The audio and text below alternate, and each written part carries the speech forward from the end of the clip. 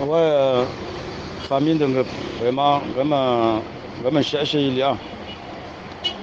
Même depuis la nuit, ceux qui me connaissent, qui ont pris sur eux de m'appeler pour savoir si je me porte bien avec ma famille. Mais pour moi, ça va. Mais c'est vraiment désastreux du côté de Bankolo.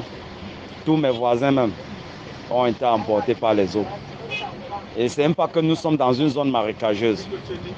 Et le gouvernement ne veut pas prononcer le nom de celui qui a créé cet incident. C'est notre ministre, M. Gregor. Parce que toute la nuit, toute la population s'est versée lui là. Il a fui. Jusqu'à présent, on le trouve pas. Il a créé un lac. Ceux qui sont allés en Bankolo, au carrefour ministre, c'est son carrefour. C'est baptisé comme ça à son nom. Il a créé un lac d'une superficie de près de 1000 mètres. Il a mis des murs de soutènement. Là-bas, il faisait son petit élevage, les tilapias, les cellules, tout ça. Et moi-même, depuis que je suis au quartier, je n'ai jamais même su qu'il y a un lac artificiel en haut là. Donc ça a lâché hier avec les pluies depuis 3 jours que Yaoundé est secoué par des pluies. Ça a lâché, ça a détruit des habitations, des immeubles, emporté toutes des familles.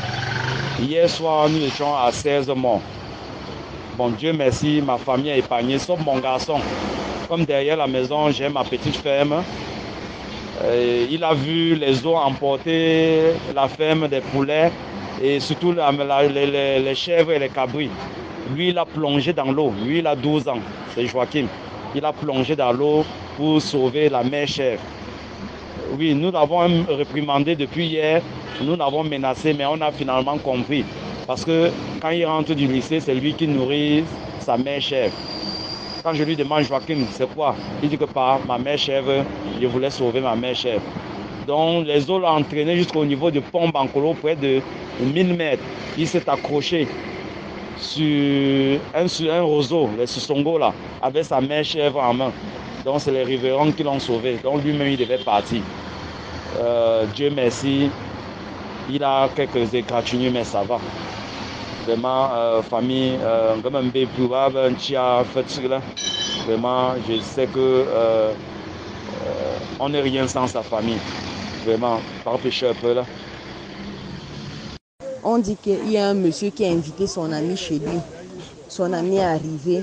Lui, sa vie a été sauvée. Son ami est mort. Et les enfants, maman, les enfants, oh mon Dieu, c'est la catastrophe ici. Tu regardes, tu ne vois même plus une maison. Tu ne vois même plus une maison. Certains endroits, tu vois même le ciment, tu vois même la fondation. D'autres, tu ne vois même plus la fondation. C'est grave.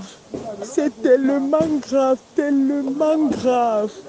Donc, on dit que c'est un monsieur qui a emprisonné l'eau chez lui. Donc, l'eau là a explosé, ça a cassé le mur de soutènement. Et c'est ça, avec toute la pression là, ça a ramassé toutes les maisons. Les familles sont en train de pleurer, c'est grave. Quand on descendait, là, on a vu les corps au sol. Chacun vient seulement reconnaître. D'autres ont amené d'autres. On a amené d'autres dans les morgues et tout ça, c'est grave. Bonsoir, ma. Je t'envoie parce que je suis sortie avec mon téléphone, je suis pas sortie avec la tablette pour que tu puisses partager dans le groupe. Finalement, on est descendu sur le site et c'est l'une des chefferies de Bankolo, derrière chez Grégoire, où on a là-bas. Ça a détruit les maisons. Ça a détruit les maisons de là-bas jusqu'à. Ça a transporté les corps jusqu'au club hippique. Ça a transporté les corps jusqu'au club hippique. Il y a déjà tellement de corps. Nous, on a vu les corps là couchés. Il y a d'autres. Donc, on a déjà fini de retirer les corps du côté où nous sommes. Maintenant, on est en train de récupérer les corps qui ont été emportés dans le club hippique. Il y a la femme là qui est en pagne bleu or là, qui pleure. Elle a perdu 8 personnes. Elle n'était pas là, donc elle est rentrée comme ça. Elle a tout perdu, tout. 8 personnes comme ça parties.